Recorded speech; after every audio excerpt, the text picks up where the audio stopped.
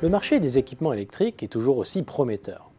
Aujourd'hui, entre les matériels de distribution, de commande et d'installation électrique, c'est un marché estimé à plus de 6 milliards d'euros selon l'étude de Xerfi. Il était déjà sur une pente ascendante depuis 2014 et il devrait confirmer son redressement dans les prochaines années. Le moteur de cette dynamique, c'est d'abord la reprise dans le bâtiment, secteur dont dépend étroitement le marché.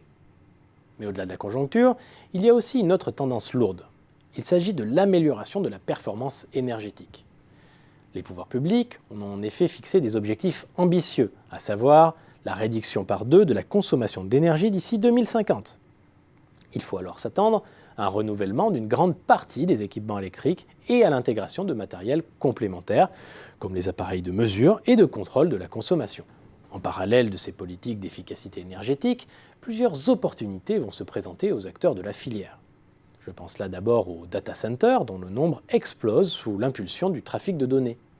Et comme ces data centers consomment énormément d'énergie, leurs gestionnaires recherchent des matériels plus performants. Deuxième opportunité, le boom des bornes de recharge pour véhicules électriques. Aujourd'hui, la dynamique des ventes de ces véhicules rechargeables semble bel et bien enclenchée. Il va donc falloir accompagner cet essor. La troisième opportunité se situe sur le segment des matériels électriques associés au système d'éclairage public. Le parc français est aujourd'hui vieillissant et l'essor des LED stimule la demande des collectivités. La technologie LED permet en effet d'intégrer des solutions intelligentes comme la modulation, l'allumage automatique ou encore la gestion à distance. Pour profiter pleinement de ces opportunités, les équipementiers et les installateurs électriques adaptent leur stratégie. Le principal axe, c'est le développement dans les services énergétiques selon l'étude de Xerfi.